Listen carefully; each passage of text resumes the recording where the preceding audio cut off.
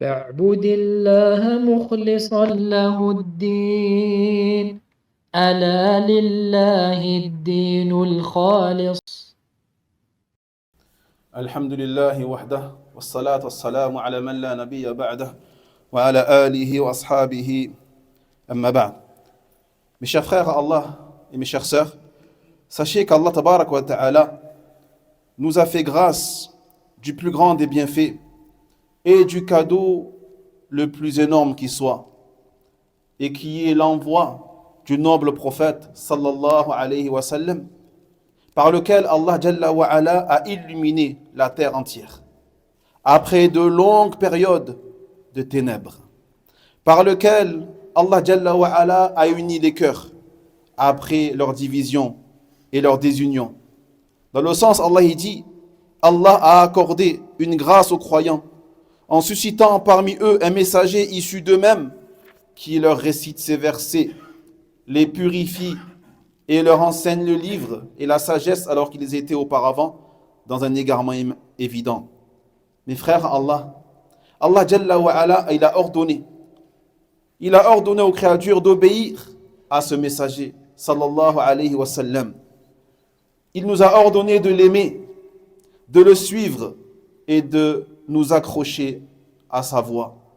Il a ordonné de faire prévaloir son amour sur l'amour de l'épouse, sur l'amour de nos enfants, sur l'amour de la famille, de l'argent et de toute créature.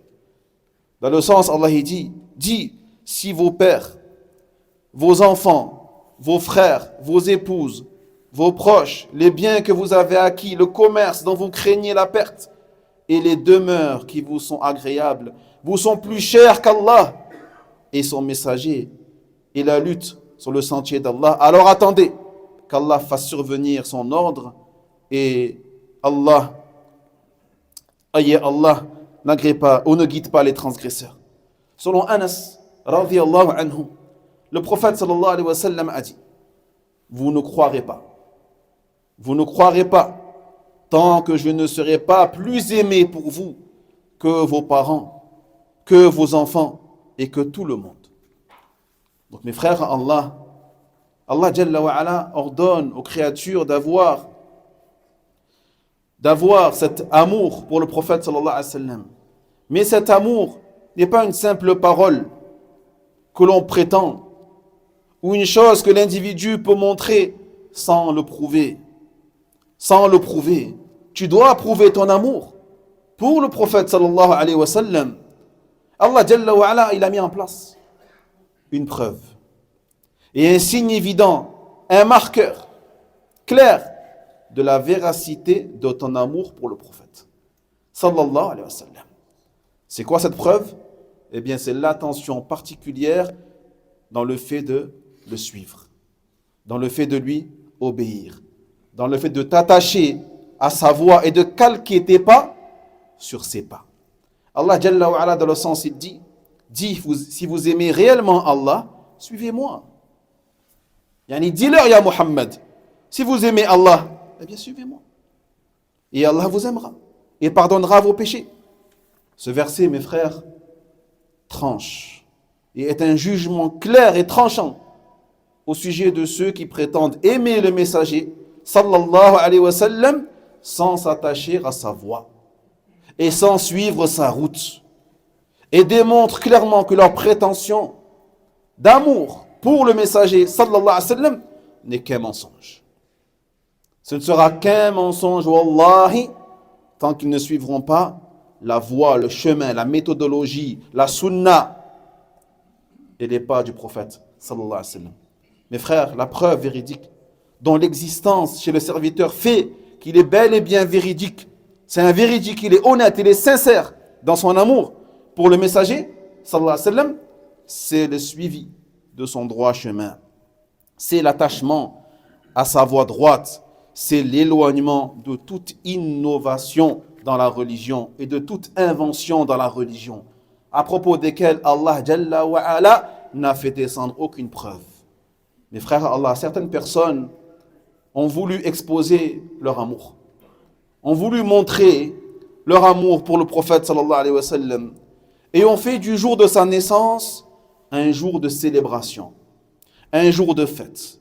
Chose qui, comme vous le savez, n'a jamais été faite par les premières générations, à l'unanimité des biographes et des historiens.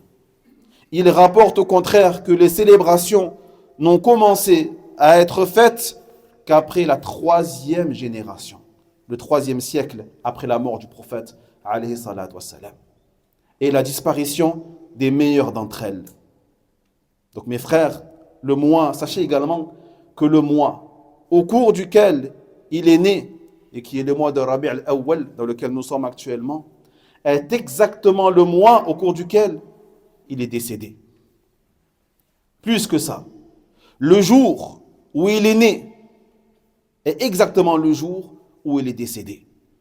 De fait, la joie concernant sa naissance n'est pas plus prioritaire que la tristesse à l'égard de sa mort et de sa perte.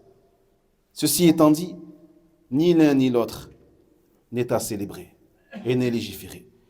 Il n'est ni permis de prendre le jour de sa naissance comme un jour de fête, ni permis de prendre le jour de sa mort comme un jour d'hommage ou de commémoration et de tristesse.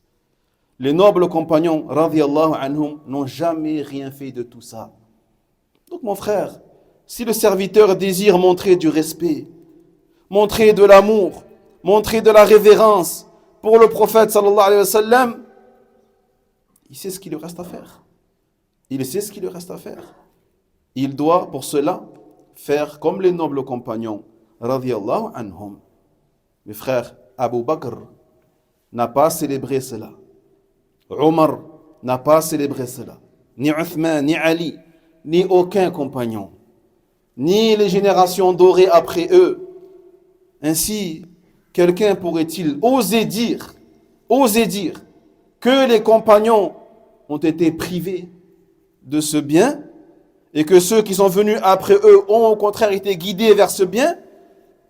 Ou plutôt, la vérité est que cela est un égarement dont Allah subhanahu wa ta'ala a épargné les meilleures générations qui se sont attachées fermement à la guidance et ont pris le droit chemin.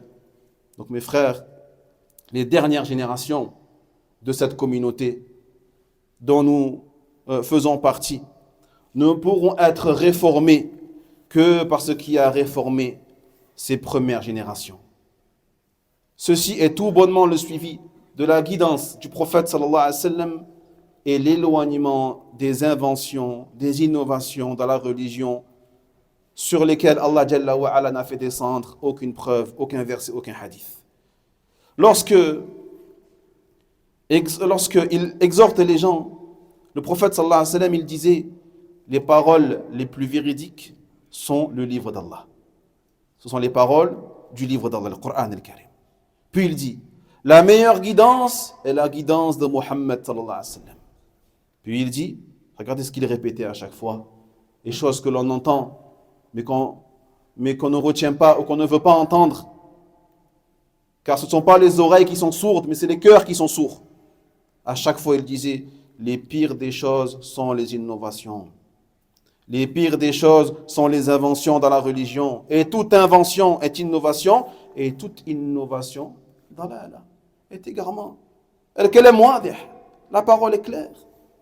Il insiste donc énormément sur cela, car il ne voulait pas que sa communauté tombe dans ces choses-là, et au contraire, il ne voulait que le bien pour sa ummah. On demande à Allah Jalla wa Ala qu'il nous guide tous vers le droit chemin et qu'il réforme nos situations et nos états. ربنا آتنا في الدنيا حسنة وفي الآخرة حسنة وقنا عذاب النار. اللهم صل على محمد وعلى آل محمد كما صليت على إبراهيم وعلى آل إبراهيم إنك حميد مجيد وبارك على محمد وعلى محمد كما باركت على إبراهيم وعلى آل إبراهيم إنك حميد مجيد والله أعلم.